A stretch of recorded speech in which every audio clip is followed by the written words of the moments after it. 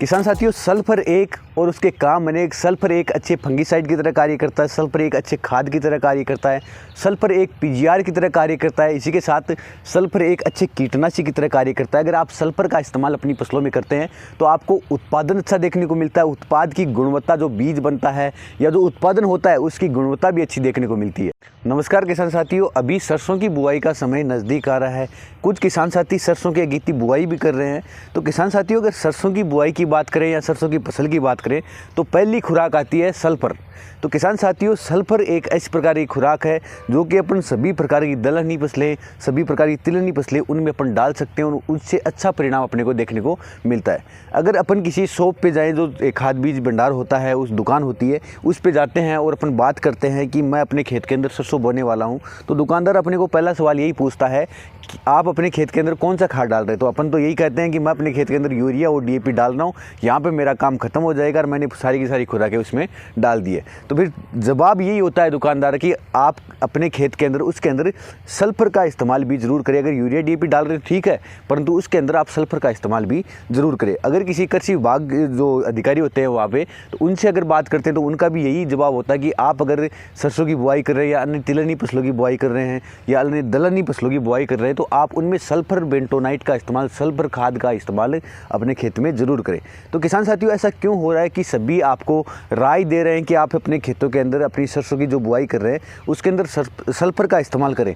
तो किसान साथियों, आज जब अपन बात करते हैं कि सल्फर का किसान भाइयों को इस्तेमाल अपने खेतों के अंदर, अपनी भूमि के अंदर क्यों करना चाहिए और सल्फर के इस्तेमाल से क्या क्या फ़ायदे किसानों को देखने को मिलते हैं, और इसी के साथ अगर आप सरसों की बिजाई कर रहे हैं तो कौन कौन सी सावधानी आपको रखनी है, तो इसके बारे में अपन बात करते हैं। अगर आप हमारे चैनल पर नए हैं तो चैनल को सब्सक्राइब कर सकते हैं। अगर वीडियो आपको अच्छी लगती है तो वीडियो को लाइक कर सकते हैं।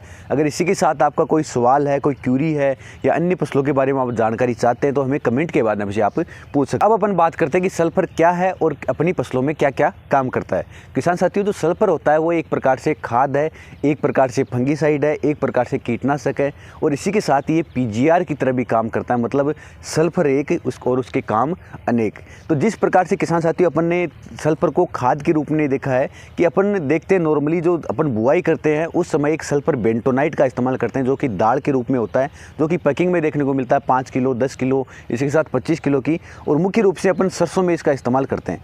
और इसी के साथ जब अपनी जो फसलें हैं वो बड़ी हो जाती है या अपने ड्रिप के माध्यम से फसलों को लगा रखा है तो उसमें सल्फर डालना होता है, तो अपने को पाउडर फॉर्म में सल्फर देखने को मिलता है। जिस प्रकार से सल्फर 80% है वो अपने को देखने को मिलता है। अपन उसको जल में घोलते हैं और उसके बाद ड्रिप में चला देते हैं, वो पूरा वाटर सोल्यूबल, जल घुलनशील होता है। और इसी के साथ अपने को सल्फर एक देखने को मिलता है, सल्फर 90% WG, जो कि एक अच्छा फंगीसाइड आता है। तो इसका इस्तेमाल भी अपन स्प्रे के रूप में भी कर सकते हैं। इसी के साथ अपन ड्रिप के माध्यम से भी उसको यूज कर सकते हैं अपनी फसलों के अंदर। और इसी प्रकार से तो सल्फर है तो उसके काम अनेक है। किस प्रकार से सल्फर खाद की तरह काम करता है।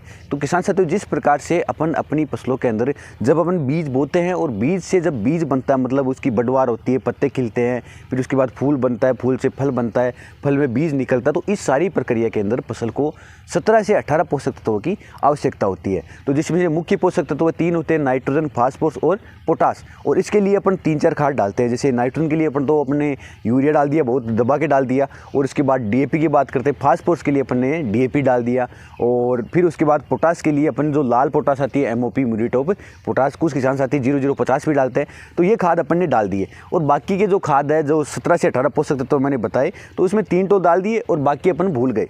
तो जिसमें से अगर 3 के बाद कोई पोषक तत्व आता है तो वो चौथा आता है सल्फर। तो किसान साथियों, अगर 3 के बाद में कोई किसान साथी अगर कोई खाद इस्तेमाल करना चाहता है तो वो सारी खादों को छोड़कर किसका इस्तेमाल करें, सल्फर का। तो ये चौथे नंबर पर खाद आता है, तो इसका इस्तेमाल फसलों में ज़रूर करना चाहिए। और इसकी कमी से अपने को, अगर इसका इस्तेमाल नहीं करते हैं तो इसकी कमी से अपने को फसलों के अंदर काफ़ी दुष्परिणाम देखने को मिलते हैं। जिस प्रकार से अपना उत्पादन कम होना, उत्पाद की जो गुणवत्ता होती है वो घट जाना, इसी के साथ फसलों में रोग लगना, फसलें हैं जो पालने के प्रति सहनशील नहीं हो पाती अगर सल्फर का इस्तेमाल अपन खेतों के अंदर नहीं करते हैं। और अब बात करते हैं कि अगर अपन इस खेतों के अंदर सल्फर का इस्तेमाल करते हैं तो किसानों को क्या क्या फ़ायदा देखने को मिलता है। जिस प्रकार किसान साथियों मैंने बताया कि सल्फर एक और उसके काम अनेक। जिस प्रकार एक सल्फर होता है वो खाद की तरह भी काम करता है, न्यूट्रिएंट की तरह भी काम करता है, खुराक की तरह भी काम करता है, उसी प्रकार से वो फंगीसाइड की तरह भी काम करता है, एक अच्छा फंगस नाशक भी है और इसी के साथ वो एक पीजीआर प्लांट ग्रोथ रेगुलेटर की मतलब प्लांट होता है, पौधा होता है, उसकी बढ़वार के लिए बहुत अच्छा काम करता है। और इसका इस्तेमाल अगर स्प्रे में करते हैं तो बहुत ही अच्छा एक कीटनाशी की तरह भी काम करता है। तो मतलब सल्फर एक और उसके काम अनेक होते हैं। तो सबसे पहले बात करते हैं कि सल्फर खाद की तरह किस प्रकार से काम करता है। जिस प्रकार से मैंने बताया कि सल्फर होता है वो चौथा पोषक तत्व है, माना गया है बहुत ही अच्छा उर्वरक है और इसका इस्तेमाल अपन फसलों में करते हैं तो अपने को बहुत अच्छा उत्पादन देखने को मिलता है। उत्पाद की जो गुणवत्ता होती है वो बहुत ही अच्छी देखने को मिलती है। सरसों में अगर इसका इस्तेमाल करते हैं तो अपने को तेल की बढ़ी हुई मात्रा देखने को मिलती है। नॉर्मली 38 पॉइंट इसका तेल देखने को मिलता है, परंतु अगर सल्फर की अच्छी मात्रा अपन इस्तेमाल करते हैं तो 42 पॉइंट तक तेल अपने को सरसों की फसल में, सरसों की जो उत्पादन होता है उसमें अपने को देखने को मिलता है। इसी प्रकार से पैदावार अच्छी देखने को मिलती है।